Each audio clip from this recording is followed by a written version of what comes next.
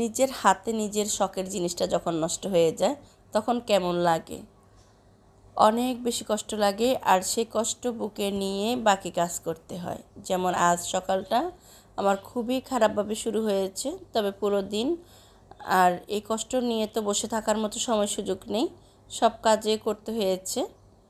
এদিক থেকে আমি কিচেনে এসে করেছি একটা আকাম, আর মেয়ে বাসায় সব কিছু গোছাচ্ছিল, এর মধ্যে দেখছিল ছেলের রুমে গিয়ে যে আমরা রেগুলার ইউজ করা বোরকাগুলো রাখি, সেখানে একটা হ্যাঙ্গারের মধ্যে রাখা হয়, তো সেটা ভেঙে পড়ে গিয়েছে।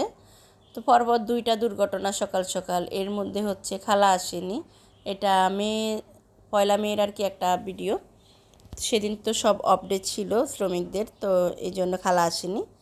তো সকাল সকাল দুই মা মেয়ে খুব ভালো মনে কাজকর্ম শুরু করেছি, তবে পরপর দুইটা দুর্ঘটনার শিকার হয়ে গেলাম। যাই হোক, রান্নাবান্না তো করতে হবে, রান্নাবান্না বলে একটা জিনিস জীবনের সাথে জড়িয়ে গিয়েছে, সেটা বাদ দিয়ে যত কষ্টই হোক থাকা যাবে না। তো ভাবলাম আগে রান্নাবান্না করে নিই, তারপরে ওগুলোর ব্যবস্থা করব। এদিক থেকে ছাদে কিছু পুঁই শাক লাগিয়েছিলাম, তো সেখান থেকে কয়েকটা পুঁই শাকের পাতা কেটে এনেছি, একদম টাটকা পুঁই শাক দিয়ে আর চিংড়ি মাছ দিয়ে রান্না করব। এই রান্নাটা কোন কোন অঞ্চলে কে কে খান আমাকে অবশ্যই কমেন্টস করে জানাবেন, আমার কিন্তু বেশ ভালো লাগে। তার উপরে যদি হয় সেটা নিজের হাতের টাটকা পুঁই শাক, তাহলে তার কথাই নেই। যাই হোক, এই দিক থেকে সব কিছু কেটে কুটে গুছিয়ে নিয়েছি।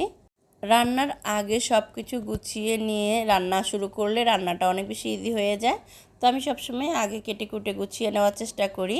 এখানে একটু টোনা মাছ নামিয়ে নিয়েছি, টোনা মাছটাও রান্না করব, সেই সাথে ঢেঁড়স ভাজি করব। এই তো রান্নাবান্না শুরু করেছি, রান্না করতে থাকি। আর আপনাদেরকে পুরনো একটা ছোট্ট কথা আবারও মনে করিয়ে দিই, যদি কেউ আমার চ্যানেলে আজই নতুন হয়ে থাকেন, চ্যানেলটিকে এখনও সাবস্ক্রাইব করেননি, আমি খুব করে চাইবো আমার চ্যানেলটিকে সাবস্ক্রাইব করে আমার পাশে থাকবেন। ভিডিওর ভালো এবং মন্দ দিক আমাকে জানাবেন, জানতে পারলে আমার বেশ ভালো লাগবে। আপনি যদি কষ্ট করে ধৈর্য সহকারে ভিডিওটা দেখে থাকেন তাহলে প্লিজ একটা লাইক দিয়ে যাবেন, একটা শেয়ার দিবেন, কমেন্টস করে ভিডিওর ভালো এবং মন্দ দিক আমাকে জানাবেন। আপনি যদি ইউটিউব থেকে ভিডিওটা দেখে থাকেন ইউটিউব চ্যানেলটা সাবস্ক্রাইব করে যাবেন, আপনি যদি ফেসবুক থেকে ভিডিওটা দেখে থাকেন পেজটা ফলো দিয়ে যাবেন। যারা অলরেডি এই কাজটি করেছেন, প্রতিনিয়ত আমাকে সাপোর্ট করছেন, আমার পাশে আছেন, তাদেরকে অসংখ্য ধন্যবাদ জানাচ্ছি। এদিক থেকে রান্নাবান্না শুরু করে দিয়েছি। এটা একদম সিম্পল রান্না, তো একদম বাঙালিয়ানা রান্নাবান্না, সিম্পল রান্নাবান্না এগুলো মোটামুটি সবাই পারেন। তারপরেও দেখাচ্ছি, কিন্তু আমি এখানে রান্নার রেসিপি আকারে কোনো কিছুই বলছি না। আমার যেসব আপুরা নতুন সংসার জীবন শুরু করেছেন, রান্নাবান্না একদমই কিছু পারছেন না, তারা যদি মনে করেন আমার রান্নাগুলো আপনাদের ভালো লাগে, আপনারা আমার কাছ থেকে কিছু জানতে চান, আমাকে কমেন্টস করে জানাবেন, আমি আপনাদের সুবিধার্থে আবার শেয়ার করব। এখন আবার অনেক আপুরা বলবে এগুলো আমরা কত আগে শিখেছি, এগুলো রান্না করে আমরা পুরান হয়ে গিয়েছি, আপনার কাছ থেকে কি শিখব। আমি আবারও বলছি, যারা পাকা রাঁধুনি আছেন, আপু আন্টিরা বড়রা আছেন, তারা আমার এই ভিডিওগুলো দেখে কোনো উপকৃত হবেন না, আমার এই রান্নাবান্না তাদের শেখার কিচ্ছু নেই। তবে যারা নতুন আপুরা আছেন, রান্নাবান্নার সম্বন্ধে একদমই কোনো আইডিয়া নেই, শুধু ডাল আলুর ভর্তা কোনো রকম করতে পারেন, তাদের যদি কোনো রকম উপকারে আসতে পারি সেই চিন্তা ভাবনা থেকে বলেছি। এর মধ্যে নিচে আসতে হয়েছে, একটা পার্সেল এসেছে। যেহেতু ভিডিও বানাই, ভিডিও বিষয়ক অনেক কিছু কিনতে হয়, ভিডিও ভাইরাল হয় না হয় সেটা তো পরের ব্যাপার, আগে তো চেষ্টা করতে হবে। তো আমিও সেখান থেকে আর পিছিয়ে নেই, যতটুকু পারছি চেষ্টা করে যাচ্ছি, বাকিটা আল্লাহ জানে।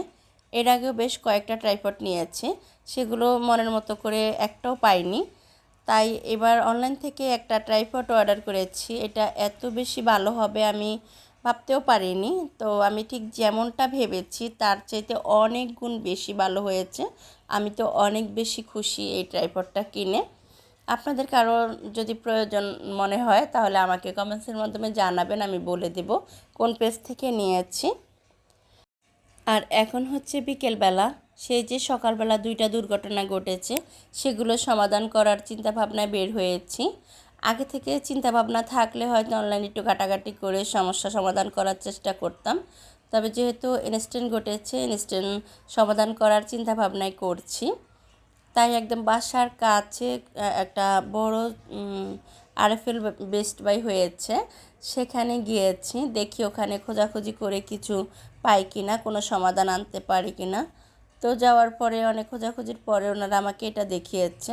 এটা সব দিক বেশ ভালো লেগেছে, তবে এই জিনিসটা একটু হালকা, এটা আমার কাছে একটু মানে মনে হচ্ছে যে অনেক বেশি ওয়েট নেবে না। তারপরে লোকটা বলছিল আপনি নিয়ে যান, দেখেন যদি না হয় ফেরত নেব। এই কথার উপরে ভিত্তি করে আমি ওটা নিয়ে এসেছি। তবে মনে হয় না ওই যে আংটা দুটো আছে সেটা আমার কাজে আসবে, পরবর্তীতে অন্য কোনো ব্যবস্থা করে নিতে হবে, এই আর কি। আর এই দোকানগুলোতে আসলে যে একটা নিতে এসে একটা কিনে চলে যাব, এটা কখনোই হয় না। একটা নিতে এসে হাজারটা দেখব, নেব কি না নেব সেটা হলো পরের ব্যাপার, তবে আগে দেখব। এটা হচ্ছে আমাদের সব গৃহিণীদেরই মনে হয় একটা কমন রোগ বলবো আমি। তবে আজ আর সেটা হয়নি, আজ ঠিক যতটুকু প্রয়োজন ততটুকুই নিয়েছি। এই তেলের জারটা বেশ ভালো লেগেছে, এটা স্প্রে করা যায়। তবে মনে হয়েছে একটু বেশি ঝামেলার, ক্লিন করতে গেলে অনেক সময় ঝামেলা হয়, এগুলোর ভিতরে মানে তেল কাজটা একটা ভাব আটকে থাকে। তাই আর ওটা না নিয়ে যেটা একদম ফ্রেশ সেটাই নিয়েছি। এটা ডাইরেক্ট, এটাতে কোনো বেশি ভেজাল নেই, শুধু আমার তেল, রান্নার তেল ইউজ করতে ঠিক যতটুকু প্রয়োজন ততটুকুই এটা দিয়ে মিটবে।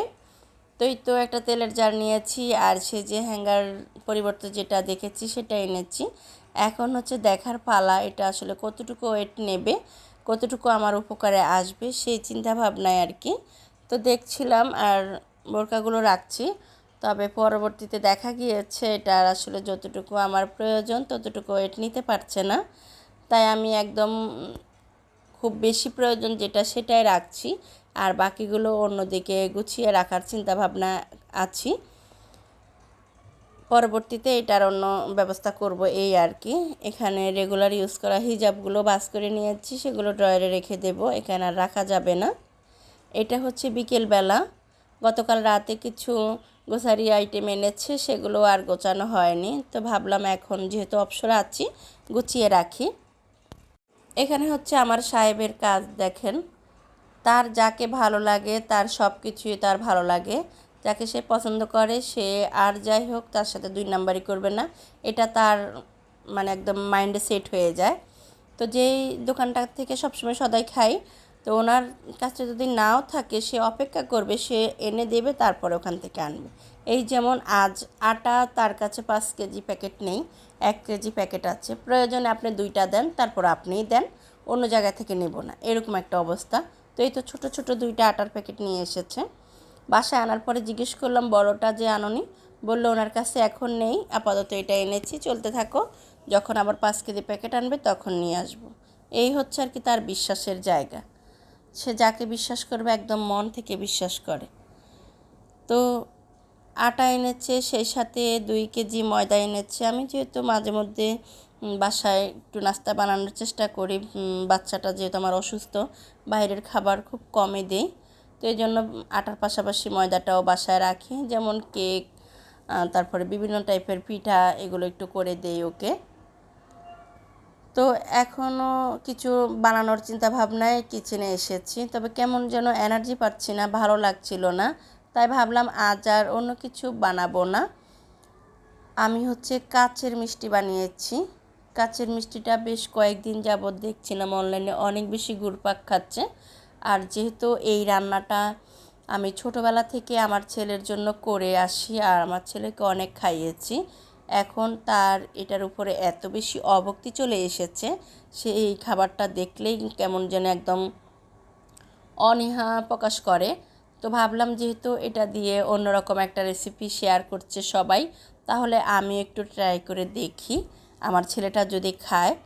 তো সেই চিন্তা ভাবনা থেকে আমিও কাচের মিষ্টি বানানোর চিন্তা ভাবনা করেছি আজ, আর করেও ফেলেছি। সেটাও আপনাদের সাথে রেসিপি আকারে কিছু শেয়ার করিনি, শুধু একটু শেয়ার করছি। এই যে আমার কাচের মিষ্টিগুলো কেমন হয়েছে দেখতে, অনেক সুন্দর হয়েছে। তবে দুঃখের বিষয়, আমার ছেলেকে একটুও খাওয়াতে পারিনি, সে দেখেই বুঝে ফেলেছে। সে আমাকে বলছিল তুমি যত চেষ্টাই করো না কেন, আমি কিন্তু এটা চিনে গিয়েছি, তুমি এটার নতুন নাম দিলেও আমি জানি এটা কোন খাবার, আমি এটা খাবো না, তুমি হাজার চেষ্টা করলেও আমার পক্ষে খাওয়া সম্ভব না। অবশেষে আমি ব্যর্থ হলাম, ব্যর্থ হয়ে একরাশ চাপা কষ্ট নিয়ে তার জন্য অন্য ব্যবস্থা করছি আর সেই সাথে আপনাদের কাছ থেকে বিদায় নিচ্ছি। আল্লাহ হাফিজ, আসসালামু আলাইকুম।